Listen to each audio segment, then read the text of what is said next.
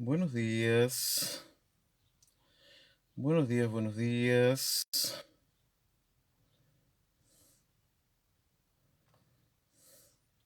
Iniciando transmisión para clase número 84 de este día. Alfonso llegó primero.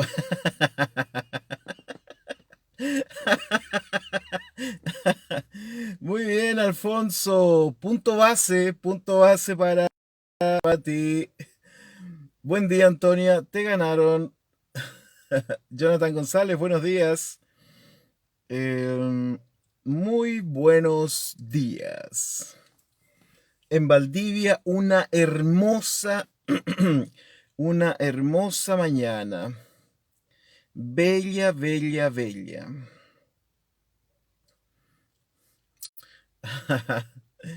Oye, que son simpáticos. Me hacen tanto disfrutar de esta clase. Estamos abriendo los archivos correspondientes a Kohelet. Kohelet. Em,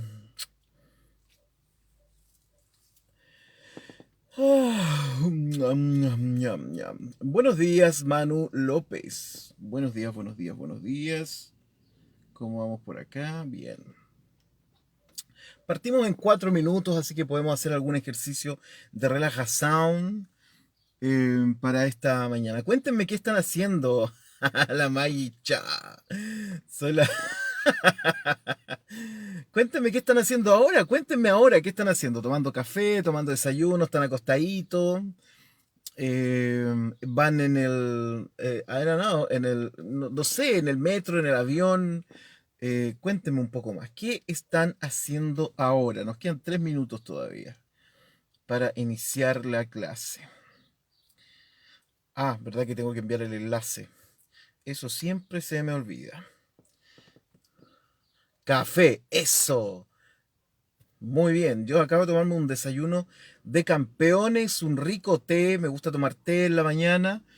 Eh, eh, que eres linda, Maggie.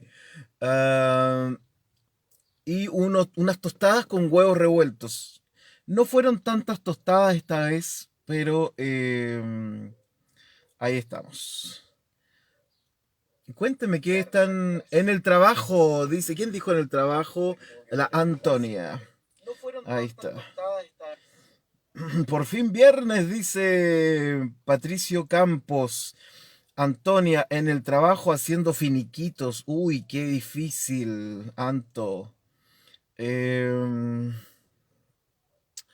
ya, vamos a enviar entonces el enlace para los compañeros y compañeras que están en el grupo de WhatsApp. Eclesiastes. Si usted quiere participar de este grupo de WhatsApp, buenos días. Aquí el enlace de la clase de hoy. Point. Y no está en el grupo de WhatsApp y quiere participar, bueno, no mando tantas cosas en realidad, así que no. Maggie dice, estaba leyendo un documento de Raymond Panikkar. Eso es profundo, Maggie. Eso ya pasar a un nivel diferente de profundización. Alfonso dice, preparando mi clase... Ay, no alcancé a leer. Preparando mi clase que comienza en 45 minutos. Hoy estudiaremos las teorías de Young Mills. Uy, oye, qué buenos panoramas, miren, están... Eso. Manu dice, Sting está de cumpleaños escuchando uno de sus temas. Sting, pucha, qué buen músico. Tremendo músico, tremendo músico. Eh, Todo bien entonces. Me saludan por interno y tú aquí iniciando la clase. Eh, ok, Julio Atenas, buenos días. Maggie dice, estoy tomándome un smoothie de manzana con espinacas. Guacala, pero saludable. Oh, sí. Ah, qué... Bendiciones, bendiciones. Ernesto Estrada ya está conectado. Perfecto, vamos a... Mientras tanto, Vamos a sacar los sonidos de las notificaciones. 9:05. Si alguien tiene alguna pregunta, hoy día es viernes, estamos un poco más relajados y hoy día solo preparé 2 versículos porque se supone que iba a salir hoy día en la mañana, entonces me tenía que ir un poco más temprano. Pero me acaban de avisar que esa salida no va, por lo tanto estoy como relajado. Estoy súper relajado. Hola Gabriel, patriarca de esta clase. ¿Cómo estás, hermano? Gregoria también. Buen fin de semana para todos. Ruth Erika ya llegó también. Ya están llegando todos los estudiantes propios de esta clase. Qué bueno. Y otros tantos que se conectan y que no siempre saludan ni nada, ¿no? Lucas dice, vamos, viernes coelético, saludos, compañeros, y buen día, Rabí. Rulo Orellana, buen día, hermano. Em, Antonia dice, profe, ¿sabe contar chistes? ¿Podría contarnos uno? Saben que soy lo más fome que hay para contar chistes, en serio, malo. Yo soy el que cuando cuenta un chiste provoca esos momentos incómodos, en donde la gente dice, me debería reír, pero no le salió chistoso. Bueno, ese soy yo, ¿no? Soy malo para contar chistes.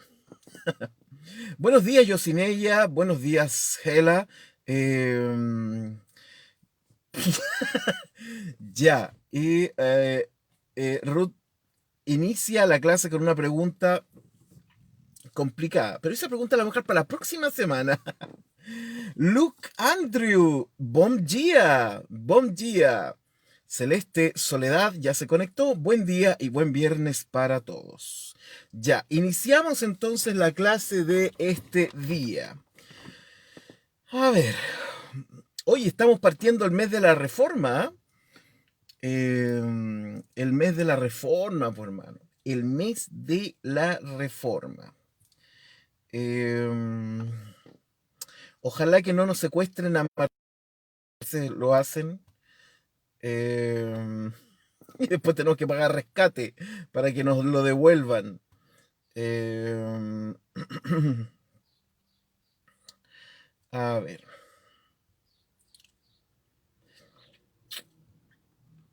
Hoy día vamos nosotros al capítulo 10, versículos. Aquí está. Capítulo 10. Ay, no sé si.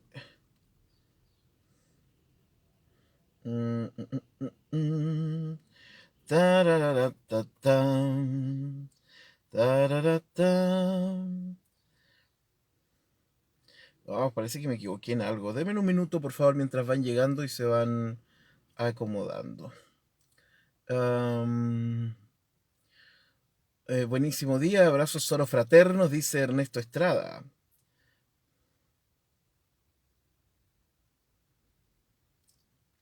Aquí debería ir yo.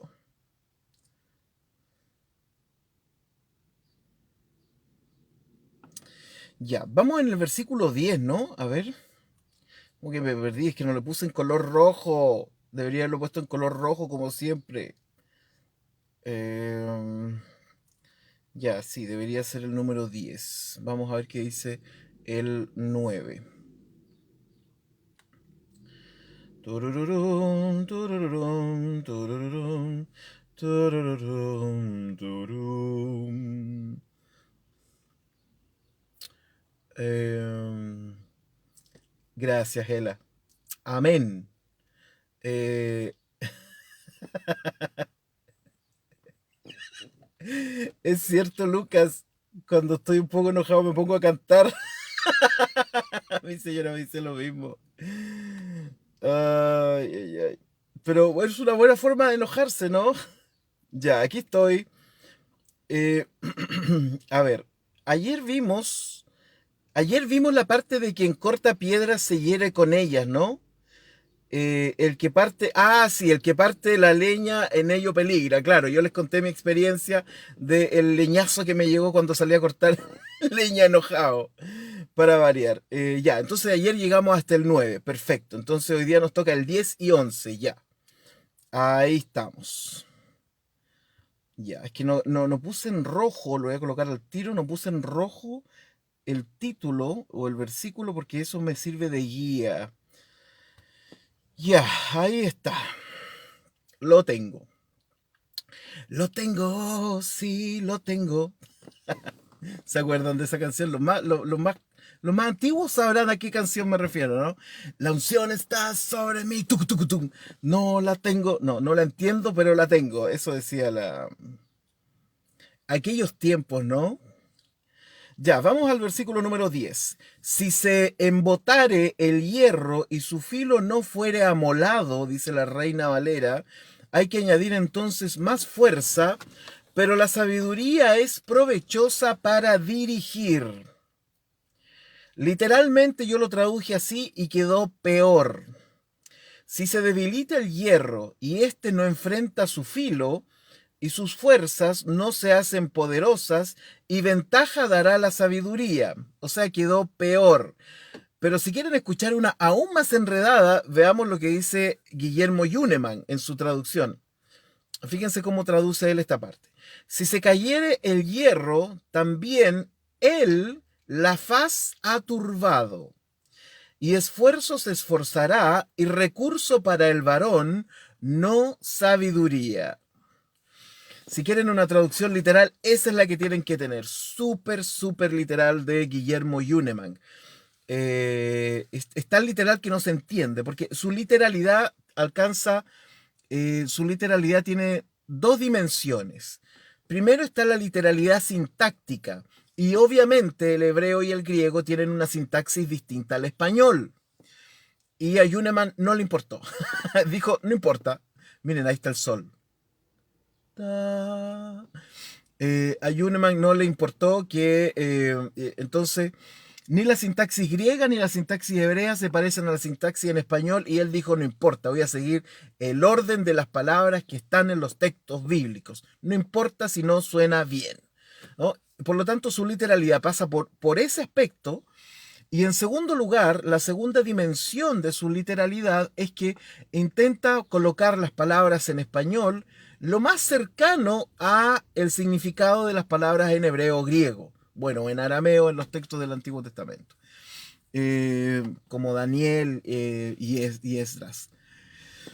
Entonces, la dimensión de la literalidad tiene, o sea, tiene dos dimensiones Yuneman en su literalidad. Literalidad sintáctica mantiene el mismo orden, ¿cierto?, de las palabras en sus lenguas originales, lo que no suele ocurrir con los interlineales, porque si bien es cierto un interlineal, ustedes saben, esos que vienen con el texto original y abajo en español, el interlineal se parece mucho a esto, pero el interlineal, por ejemplo, igual intenta que suene como suena una Reina Valera, por ejemplo. Igual interviene un poco el orden de las palabras para que suene un poco mejor. Yuneman no le interesa nada, no le interesa que suene mejor, le importa un rábano que suene mejor, lo que le importa, como dice el método Yuneman de Alfonso, echémosle para adelante, ¿no? Es el método Yuneman. Lo cual es muy positivo, ¿no? Es tremendamente positivo porque, como yo les he dicho en otras ocasiones, no existe la Biblia literal, ¿no? No existe la Biblia literal. Porque cuando nos metemos en el mundo de la lectura tenemos que interpretar, ¿no? Todas las personas que hablan más de un idioma, cuando quieren pasar de una lengua a otra, siempre ocupan la frase es como, ¿no? Por ejemplo, no sé, cualquier palabra en otro idioma y uno tiene que pasarla al español, muchas veces uno dice, sí, bueno, es como es como esto, ¿no? Es como esto. O uno dice, a ver, dime el contexto, y es como esto, ¿no? Entonces, por eso no existe la literalidad, ¿no? Imagínense, nosotros hablando en español nos interpretamos de maneras distintas. Es todo un mundo, ¿no? El tema de la interpretación. Incluso podemos hablar de la interpretación psicológica, ¿no? Cómo nos interpretamos psicológicamente, ¿no? Y también tiene que ver con esto, de qué forma nos interpretamos unos a otros. Y también tenemos lecturas súper distintas, súper diferentes. Entonces no hay nada, ¿no?, que nos ayude un poco en esto. Vivimos a tientas. Lo que más hacemos nosotros es suponer, ¿no? En el ámbito de las relaciones humanas, claro está. Buenos días, querida Elizabeth. Bueno, la idea de este texto es que el esfuerzo y la fuerza sin duda sirven, ¿no? El hierro, aunque el hacha o la espada esté mellada, ¿no? Si le pongo esfuerzo también puede resultar, ¿no? Pero la sabiduría será siempre superior, ¿no? Eso es lo que quiere decir este texto, ¿no? Que la sabiduría siempre va a ser superior a la fuerza. O que la fuerza no va a ser tanto si hay sabiduría, ¿no? Esa es la idea principal de este texto, ¿no? Que no es necesario. ¿Ustedes se acuerdan de la película Pearl Harbor? Eh, un alto oficial japonés felicita al comandante de la flota nipona, ¿no? Por la estrategia usada en el ataque de Pearl Harbor y alaba su sabiduría. Y el comandante le dice que el sabio hubiera buscado la forma de no ir a la guerra. ¿Ah? Linda frase. Llegó Otto, como siempre, a sentarse a su lugar y acompañar a papá aquí mientras hacemos la clase. Bueno, entonces esto es lo que quiere decir. Alguien colocó una traducción aquí, Ruth colocó, el hacha sin filo no corta, si no se le saca filo, hay que golpear con más fuerza.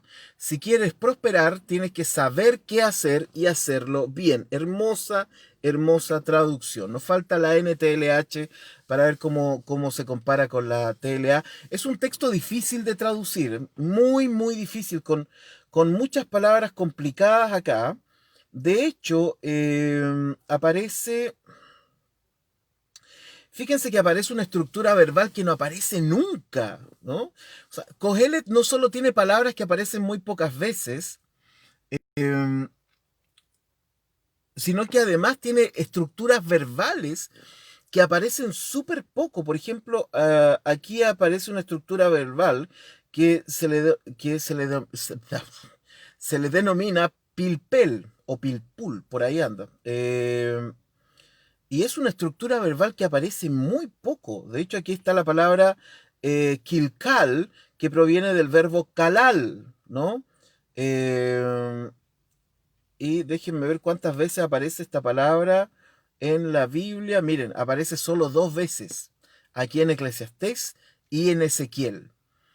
O sea, Eclesiastés hace un uso súper interesante y muy culto por lo demás del lenguaje que tiene a disposición, ¿no? O sea, ocupa distintas palabras, ocupa hartos arameísmos, lo hemos visto también. O sea, ocupa un lenguaje culto, ocupa un lenguaje, ocupa extranjerismos, ocupa estructuras verbales que no aparecen muy comúnmente en el texto hebreo.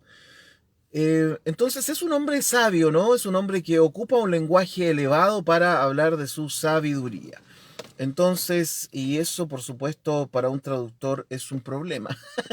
No, bueno, no me considero traductor, pero lo que yo hago, digamos, en términos de traducir este texto no es sencillo, por supuesto, llegar a ese punto. Bueno, la traducción que hace el comentario ortodoxo resulta súper interesante porque dice, si se desafiló el hierro y él no ha afilado el borde, sin embargo, fortalecerá a los soldados, pero la sabiduría es una habilidad más ventajosa. Aquí está la NTLH, que dice, si dejas que el hacha pierda su corte y no la afilas, tendrás que trabajar más duro. Es más inteligente planificar antes de actuar, ¿no? Eso es sumamente interesante. Bueno, nosotros solemos acá en estos lados, no sé si será en estos lados del mundo, pero solemos ser más instintivos, ¿no? Por decirlo de alguna forma. No planificamos tanto y vemos si resulta, ¿no? Así que ahí están las traducciones. Además, el comentario ortodoxo tiene los siguientes comentarios. Eh, Mire, estos son los comentarios respecto de este texto. Así como se prepara el hierro y su filo, así debe prepararse el que quiera ser sabio o sabia. Y que la espada será el famoso y ya conocido Yetzer Hará, la inclinación hacia el mal, la cual puede afilarse porque un pecado lleva a otro pecado. De esa forma, toma fuerza, la cual se reduce en el estudio de la Torá y el cumplimiento de los mitzvot, ¿no? De los mandamientos. Entonces, el comentario ortodoxo siempre nos va a llevar a que la guinda de la torta siempre será el estudio de la Torá, ¿no? Siempre es el estudio de la Torá. Ahí está todo, ahí está toda la, ahí está toda la cosa, ¿no? Para el ortodoxo es exactamente lo mismo que nos pasa. Miren, todas las religiones tienen ortodoxos, no todas. El ortodoxo es aquel, si uno tuviera una línea, ¿cierto? Una línea imaginaria, y aquí tenemos el texto sagrado de cualquier religión, el Tanaj para el judaísmo, el Corán, al Corán para los musulmanes, la Biblia para los cristianos, el Bhagavad para los hindúes, etcétera, ¿no? El ortodoxo es el que está más cerca del texto en términos de literalidad, ¿no? En términos de literalidad. Entonces, por eso se le llama más ortodoxo, porque está más cerca del texto en su literalidad. Mientras más me alejo de la literalidad y voy tomando el texto como metáfora, entonces vamos avanzando hacia el mundo de lo más liberal. Ambos dos, el dúo, beben del texto. La diferencia es que el liberal beberá del texto entendido más metafóricamente y el ortodoxo beberá del texto entendido como literalmente, ¿no? Pero ambos están ahí. Ambos beben de este texto. Entonces siempre el mundo ortodoxo dirá, no, pero hay que ir al texto de estudio, y nosotros, por supuesto, ¿no? Por supuesto que yo creo que hay que ir al texto bíblico en este caso, ¿no? Ayer alguien me preguntaba acerca de este hermoso texto de que toda la escritura es inspirada por Dios, segunda de Timoteo 3:16. Bueno, eso es lo que nosotros hacemos, ¿no? Si una de las cosas que enloquece al ortodoxo es que el liberal también lee la Biblia, no es que no la lea, ¿no? Y de hecho la lee muy bien. Entonces, pero esto tiene que ver también con otro. Entonces, el comentario ortodoxo siempre nos lleva de vuelta que hay que estudiar la Torá, que hay que estudiar la Torá, que hay que estudiar. Esto, fíjense que es súper interesante. Déjenme enseñarles algo. Si nosotros hiciéramos un símil, imagínense, entre el Antiguo y el Nuevo Testamento. Imagínense que están ahí separados, Antiguo y Nuevo Testamento. En el mundo judaico, lo que nosotros conocemos como Antiguo Testamento o la Biblia hebrea o el Tanaj, que es un acrónimo, ¿no? De Torá, Nevi'im y Ketuvim, ¿no? La ley, los profetas y los escritos. También se le llama al Antiguo Testamento hebreo, ¿no? Se le llama el Tanaj. Resulta que en el Tanaj, de estas tres secciones, la más importante es la Torá. La Torá, porque fue entregada literalmente por Dios. Después vendrán los profetas, que siguen siendo importantes porque eran los profetas. Recuerden que los profetas decían, o se decía, vino una visión al profeta, ¿cierto? Vino palabra del Señor y el profeta, paf, dijo. Y después vendrán los escritos, los salmos, los proverbios, Eclesiastés, son parte de los escritos, pero hay una especie de escalonamiento respecto a la importancia del texto bíblico. Lo más importante será la Torá, para nosotros el Pentateuco. Ok, tomemos eso y dejémoslo ahí sancochado. Vámonos al Nuevo Testamento. Si nosotros tuviéramos que seguir el símil,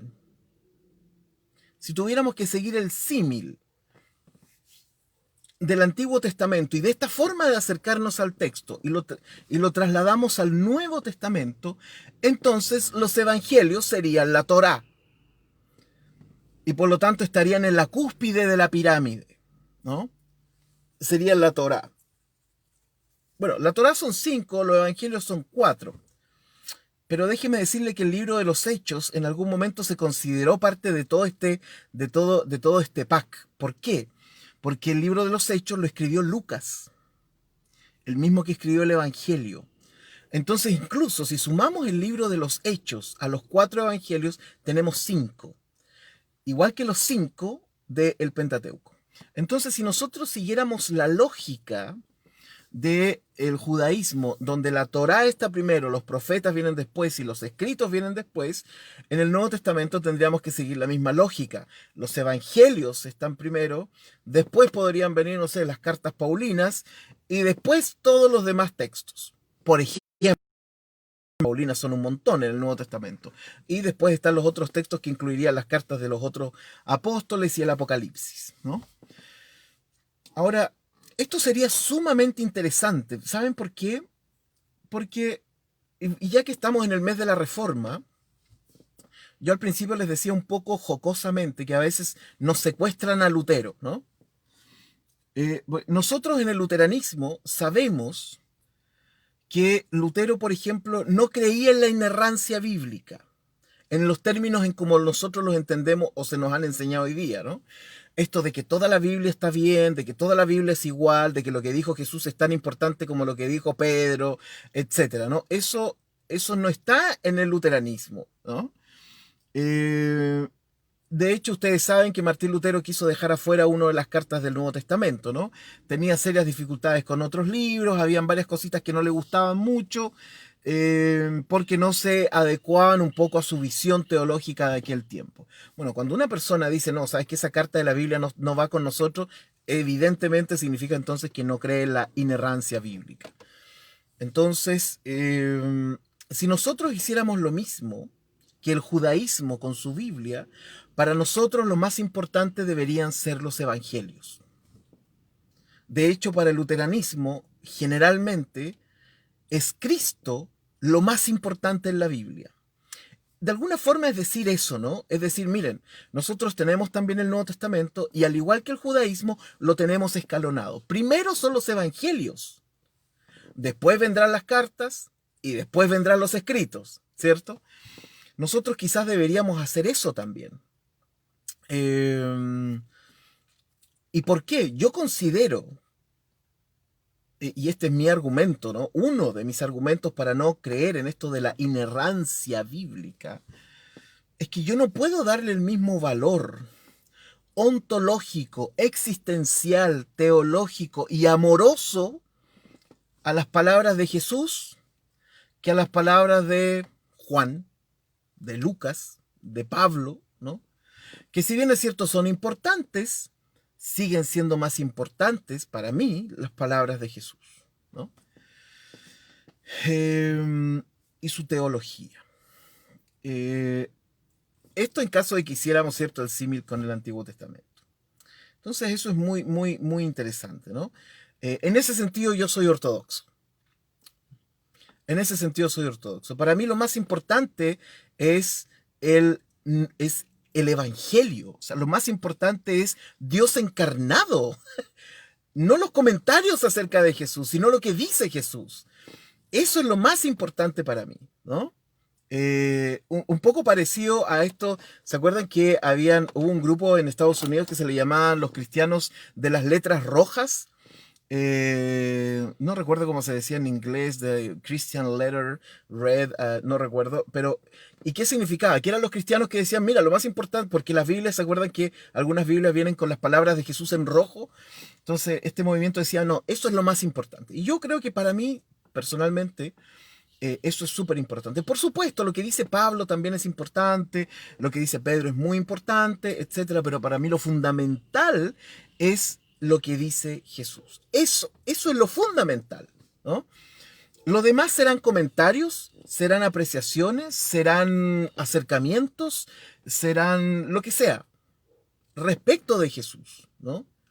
Pero lo más importante, ¿quién nos viene a decir, quién nos viene a mostrar, ¿no? No solo a decir, quién nos viene a mostrar que hay vida después de la muerte, quién nos viene a decir que lo más importante es la compasión, el que nos viene a decir, mira, los pacificadores van a ser llamados hijos de Dios, el que viene a decir, mire, no le tiren piedras porque todos ustedes tienen algún pecado escondido, eso lo dijo Jesús, ¿no? Entonces, para mí eso es sumamente importante, ¿no? Y en este mes de la Reforma, es importante también recordarlo, ¿no? En ese sentido, yo me podría declarar un ortodoxo. ¿Ah? Ortodoxo, exacto, ortodoxo. O sea, me acerco a la parte principal de mi texto sagrado y digo, eso es lo más importante. Y si eso es lo que tenemos que leer y eso es lo que tenemos que estudiar, porque eso es finalmente lo que cambia a la gente, ¿no? A la gente a la gente no la cambia un encuentro intelectual con algo. A la gente la cambia un encuentro personal con Dios. Eso es lo que nos cambia a nosotros. El intelecto está para asombrarnos. El encuentro con Dios está para transformarnos. Bueno, no sé cómo llegué a esto, ¿no? Algo estaba hablando del versículo. Bueno, sigamos. Em, ya. Ya. Última cosa.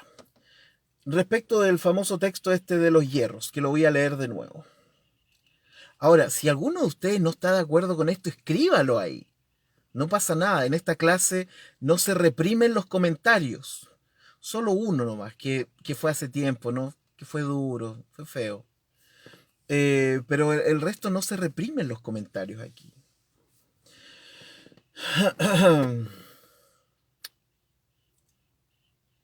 Sí, lo voy a leer en la NBI, miren. Si el hacha pierde su filo y no se vuelve a afilar, hay que golpear con más fuerza. El éxito radica en la acción sabia y bien ejecutada. Ya, finalmente el Midrash, el comentario, el Kohelet Ravá, dice, tiene varias interpretaciones respecto de este texto, ¿no? Por un lado, puede ser un maestro que no enseña bien, por lo que su alumno debe esforzarse el doble, ¿no? Hacer más fuerza, como dice el texto.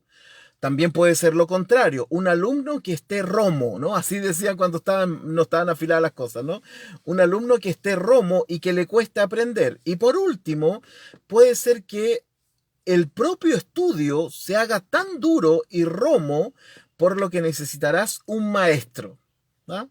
Esas son interpretaciones que tienen que ver, por supuesto, con el Midrash y tienen que ver de vuelta con lo que significa el estudio de la escritura, que es algo que nosotros tenemos que promover constantemente. Si el problema no es el estudio de la escritura, el problema es que a veces se estudia la escritura sin permitir la disidencia.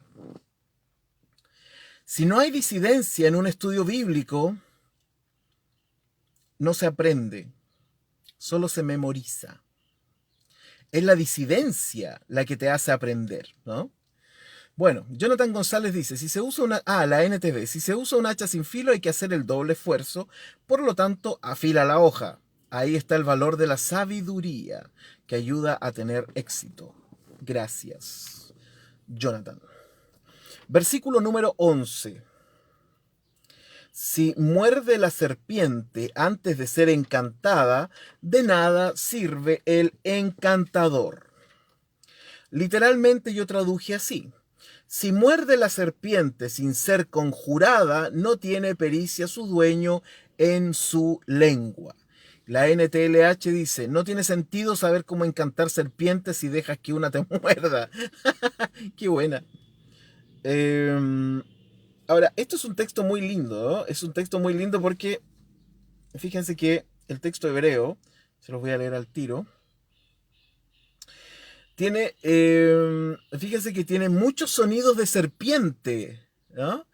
Tiene muchos sonidos. ¿Se acuerdan que ayer les dije que serpiente se dice nahash? Y suena como a serpiente, pero escucha cómo suena este texto.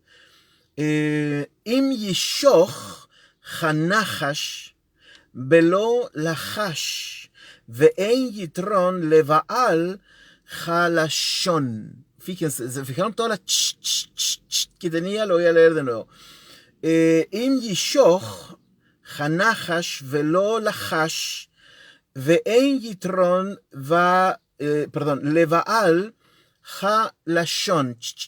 Tiene 1, 2, 3, 4 sonidos de chin, ¿no? De shin, de serpiente, ¿no?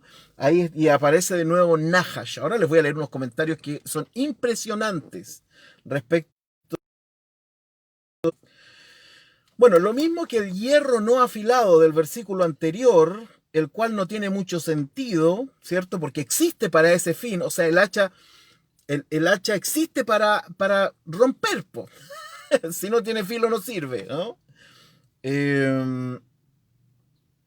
Eh, lo mismo ocurre con el encantador de serpientes. Si no tiene expertise para encantar la serpiente, ¿cuál es su propósito? ¿No? ¿Cuál es el sentido? Además que correr riesgo. Qué bellísima imagen del Medio Oriente, ¿no? Cuando salían con estos instrumentos, ¿no? Encantando la serpiente y todo lo demás. Qué belleza, qué hermoso. Imagínense, estamos hablando cuánto, más de 2000 años atrás. Este es una postal, ¡pa!, que nos regala Kohelet, porque no siempre aparecen estas cosas cotidianas en el texto bíblico, ¿no? Esto se nota que evidentemente es muy cotidiano, ¿no? Generalmente los textos bíblicos no nos hablan de la cotidianeidad en términos así como de flashes, ¿no? De destellos de imágenes, ¿no? Una interpretación del comentario ortodoxo es que si los habitantes, esto es un comentario, ¿no? Es una interpretación. Si los habitantes de una ciudad sufren calamidades, es porque el sabio de esa ciudad no les enseñó a guardar la Torá. Ortodoxo, ¿no? Volvemos al tema de la Torá. Esto es súper interesante, súper complejo también al mismo tiempo, porque, por ejemplo, en Chile, ustedes saben, ¿no?, que nos han terremoteado, que nos han terremoteado. ¿Quién? Los Ángeles, ¿no? Que hemos sido súper terremoteados, y yo siempre digo con orgullo que vivo en la ciudad que tuvo el terremoto más grande registrado en la historia del mundo. Así es. ¿De cuántos grados fue, Alfonso? ¿9,5? Algunos dicen que fue como de 11 grados. Aquí mismo, donde estoy yo, con el Romano Móvil. Y el 2010 tuvimos, bueno, siempre se ha dicho, por ejemplo, que Valdivia le espera otro mega terremoto en algún momento de su historia. Oh, oh. Eh, Ahora, al valdiviano, nosotros que somos valdivianos, terremotos desde niños, por la historia y por los terremotos de Chile, que somos inigualables, ¿ah? Ojo con eso. No hemos ganado un mundial, pero tenemos el más grande terremoto. Eh, Siempre se ha dicho que Valdivia va a ser terremoteada de nuevo alguna vez en su historia en 100 años, no lo sé. Bueno, del terremoto llevamos 60 años, del gran terremoto. Eh, y no me perdí, ¿eh? Yo sé que muchos dijeron se olvidó. No me he perdido. Bueno, el 2010 hubo otro terremotazo acá en Chile, pero las estructuras, bueno, excepto algunos edificios, ¿no? Que salieron Pero en general las estructuras son súper firmes acá en mi país, gracias a Dios, ¿no? Y a que los constructores usan de sabiduría para construir edificios por estos lados. Pero el 2010 tuvimos un terremotín más o menos fuerte, que debe haber sido en Chile, pero no en Valdivia. Valdivia le llegó digamos, a lo lejos. Aquí en Valdivia creo que fueron como 7,5 grados. Por eso un chileno, la verdad es que cuando alguien le dice, hoy tuvimos un terremoto de 7 grados, uno dice, "Ah, eso no es terremoto, eso es un pequeño temblor". Eh, entonces, pero ocurría que cuando había un terremoto, no faltaban que salieran los profetas. Y que esto le pasa a Chile porque aquí está, Alfonso tiene como siempre el dato exacto. Magnitud de 9,5. La intensidad debe haber sido 11 o 12 en la escala de Mercalli. Ahí tienen un terremoto. Eso es un terremoto, ¿no? No, duró 10, más encima duró 10 minutos. Mi abuela, que estaba en Valdivia en ese tiempo, dice que era impresionante porque se veía, la ciudad se veía así, como olas, donde las casas subían y bajaban, donde los cerros subían y bajaban, imagínense. O sea, no me vengan a decir que 8 grados es un terremoto. Eso es como para recién decir, hoy está temblando, ¿no? Entonces, cada vez que tenemos un terremoto, bueno, también nos explotan volcanes, ¿ah? Tenemos toda una gama de desastres naturales, tsunamis, volcanes, terremotos, presidentes. Tenemos una gran cantidad de desastres naturales en en nuestro país. Em, entonces, cuando había un terremoto, salían los profetas. Ah, es porque no estudian la Biblia, ¿no? Porque no reconocen a Dios y asocian rápidamente la catástrofe a que uno, pero claro, no conocen a Dios significa conocer a Dios en los términos en que ellos dicen que hay que conocer a Dios, ¿no? Entonces me hizo mucho ruido cuando leí esta interpretación del comentario ortodoxo que dice que si los habitantes de una ciudad sufren calamidades, es porque el sabio de esa ciudad no les enseñó a guardar la Torah.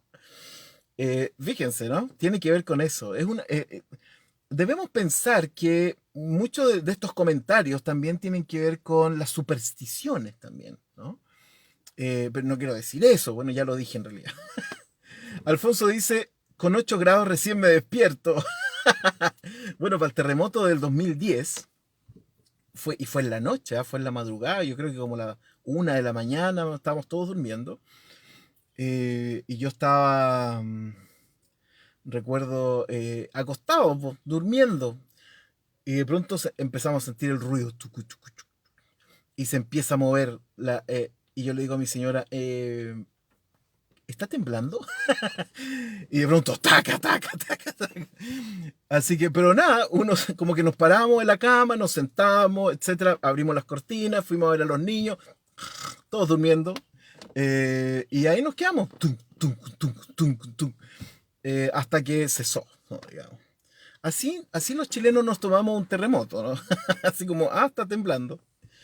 Bueno, entonces siempre surgen estas interpretaciones, ¿no? No solo a nivel local, sino que esta es la amplificación obvia que cuando a una persona le pasa algo malo, más de alguien dice, ajá, algo habrá hecho, le dio la espalda a Dios o lo que sea, ¿no? Todavía tenemos un poco no, en nuestro ADN todavía hay resabios del periodo Cretácico, no sé, de nuestros antepasados, digamos, que pensaban que Dios como que actuaba así en el mundo, ¿no? Si uno no hace algo, lo castiga, ¿no? Celeste dice, nunca tuve la experiencia del terremoto, pero creo que entraría en caos. Bueno, sí, ¿no? Sí, hay gente que entra en caos absolutamente. Eh, ah, eh, mm, Patito Borja dice, el terremoto fue como a las 3. Y él no estaba durmiendo, mira. Sí, no, sí fue de madrugada, no fue a la 1, fue a las 3 de la mañana. Es igual fue grosso, fue como, bueno, fue allá en tu zona, ¿no? Patrick, fue en tu zona, en Concepción, ¿no? ¿De cuántos grados fue? ¿De 8 grados? 8,5 por ahí anduvo más o menos. Patricio dice, yo me arrepentí de todos mis pecados. No, sí fue súper duro, porque después vino un tsunami y ese se llevó unos pueblitos costeros y fue súper triste. Fue súper triste. Entonces, cuando ocurren esas cosas, ¿no? Y hay gente que muere, gente que pierde seres queridos. Fíjense que Chile, después del terremoto del 2010, al año después, todavía seguíamos hablando del terremoto como una cuestión terapéutica. Era como que las conversaciones eran como, ¿y qué estabais haciendo para el terremoto? Era como, estaba durmiendo. Porque claro, nos sacó, pum, pum, pum, nos sacudió a todos súper fuerte. Entonces, después de eso, escuchar a un profeta, que diga que porque Chile no sé qué aprobó no sé cuál ley, etcétera, dan ganas de verdad de llamar sniper. No, no sé cómo se dice el francotirador. Pero sí, es súper complicado cuando la gente empieza a hacer estas asociaciones, ¿no? Asocian una cosa con otra y no tienen nada que ver. Y sin embargo la juntan igual. Bueno, por último, aquí terminamos. ¿Cómo estamos en la hora? Súper bien. El Midrash contiene una interpretación que dice que si la serpiente muerde, el león ataca o el imperio arrasa, es porque viene decretado desde arriba. Volvemos otra vez al medio orientalismo quietista de la voluntad de Dios, ¿no? En donde si algo te pasa es porque es voluntad de Dios. Por otro lado, el Midrash agrega una historia del Génesis que dice así, y esto yo lo encontré. Fíjense que algo me provocó, no sé si fue como angustia, no lo sé, pero miren, el Midrash cita un texto que se llama el Génesis o Génesis Rabá, que es un comentario antiguo del Génesis respecto de la serpiente, y dice así: Cuando Dios le dijo a la serpiente, te arrastrarás sobre tu vientre, los ángeles del servicio bajaron y le amputaron los brazos y las piernas, mientras sus gritos iban de un extremo del mundo al otro. Qué duro, ¿no? Cuando lo leí igual me pasaron cosas. No sé qué cosas me pasaron, pero igual dije, wow, qué duro. Cuando Dios le dijo a la serpiente, te arrastrarás sobre tu vientre, los ángeles del servicio bajaron y le amputaron los brazos y las piernas, mientras sus gritos iban de un extremo del mundo al otro. No sé si les pasa algo, ¿no? Pero a mí, no sé, me dio algo con esta lectura. Casi como que me dio pena por la serpiente, en serio. Eh, bueno, cuéntenme. No sé si quieren contar algo. Estamos llegando ya al final de la clase de esta jornada. Les dije que había preparado 2 versículos nomás porque se supone que iba a salir temprano, pero no salí. Así que me quedé con los crespos, cada día más, ¿no? Me quedé con los crespos hechos. Eh, Así que eso. Hasta aquí. Están ahí, ¿no? Sí, sí, están ahí. Y hasta aquí llegamos. Em, que tengan un lindo fin de semana, que lo pasen bien, descansen los que tengan que descansar, quienes quieran acompañarnos el domingo a la reflexión. em, Patricio Campos dice, Trump tiene COVID. ¿En serio? Eh, y puso una carita feliz. Patricio, pusiste una carita feliz. Bueno, que tengan un lindo fin de semana. Quienes nos quieran acompañar el domingo a la reflexión en nuestro servicio luterano por internet, lo puede hacer, por supuesto. Siéntase en casa, ¿no? Este fin de semana, mira, Lila dice, me dio casi empatía por la serpiente. Sí, sí, a mí me pasó lo mismo cuando lo leí. Dije como, uy, qué pena, qué mal. Eh, eh, y eso, y nos vemos entonces el lunes, si Dios quiere, en nuestro encuentro semanal y diario del estudio sistemático y granular del texto de Kohelet. Gracias a todos por sus comentarios, por colocar los textos bíblicos en otras versiones, porque eso nos permite también ampliar el espectro de la lectura. Ya, eso nomás, que lo pasen bien, que tengan un buen fin de semana y nos vemos el domingo para los que quieran y el lunes para seguir estudiando Kohelet. En la próxima semana terminamos con el capítulo 10. Esto va a ser rápido, ¿no? Eso, eh, suena como una ejecución, ¿no? Esto va a ser rápido. Y así que nos quedan yo calculo que unas 3 semanas, seguramente ahora en octubre, simbólicamente en el mes de la Reforma, terminamos con el estudio de Kohelet. Así que, bueno, terminamos con estas clases y yo sigo estudiando Kohelet de aquí adelante. Que lo pasen bien y nos vemos el lunes. Bye bye.